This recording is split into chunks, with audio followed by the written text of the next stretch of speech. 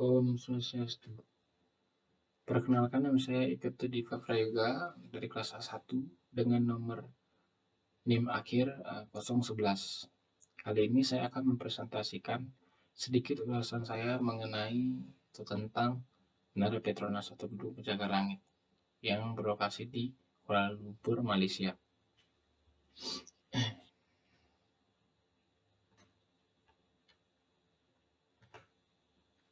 Langsung ke pembahasan.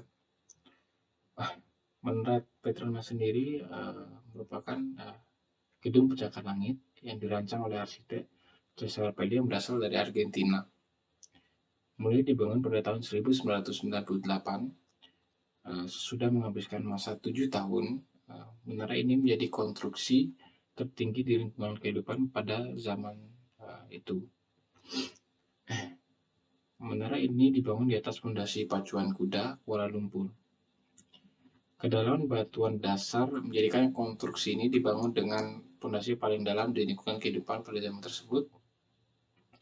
Fondasi sedalam 120 meter itu memerlukan sejumlah beton yang berlebih untuk dibangun dalam kurun waktu 12 bulan atau 1 tahun oleh Baki Sultan. Pembangunan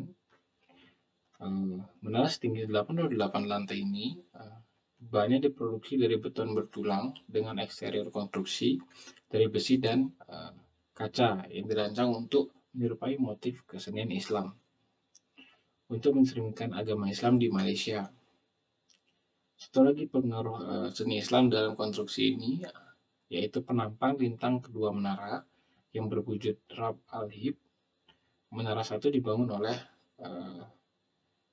konsorsium Jepang yang dipimpin oleh Hazama Corporation. Sementara menara dua dibangun oleh dua kontraktor Korea Selatan, yaitu Samsung C&T dan Kokdo Engineering dan Construction.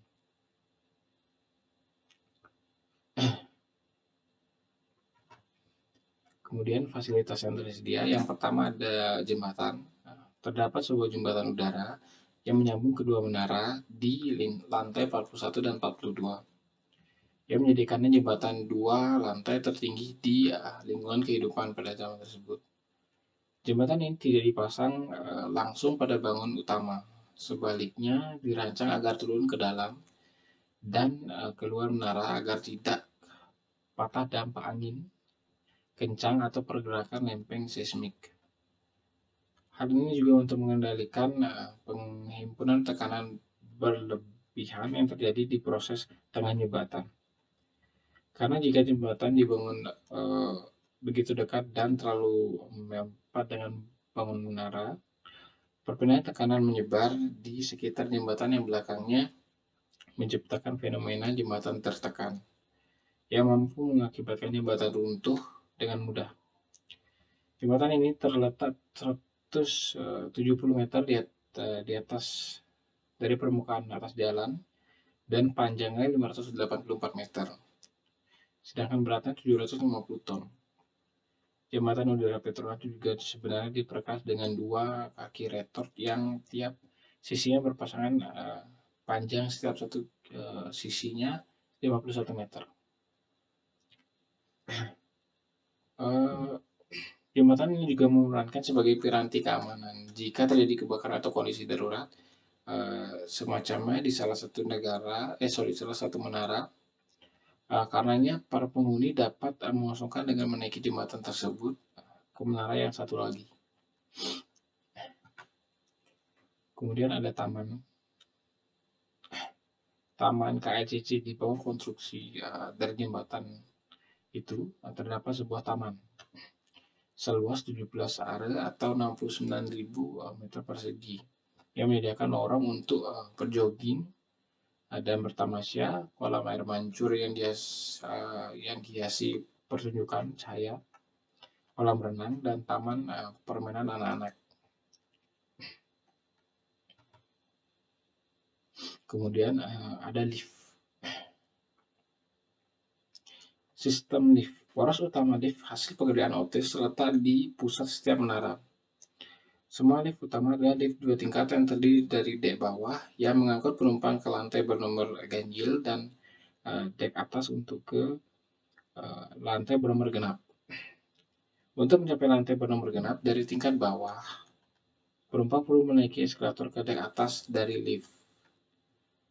Dari lantai bawah, terdapat 3 kumpulan lift. Selain lift utama yang sudah saya sebutkan tersebut, terdapat juga 9 lift penyambung yang mengangkut penumpang di selang kumpulan lift utama. Berlainan dengan lift utama tersebut, lift tambahan ini bukan berjenis 2 tingkat.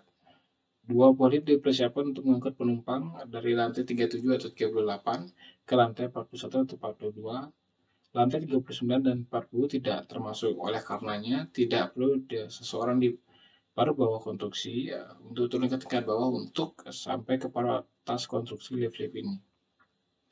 Dilengkapi beberapa fitur keamanan seperti kemampuan mengeluarkan orang dari lift yang macet di selang lantai dengan membimbing salah satu lift yang bersebelahan secara manual ke sisinya.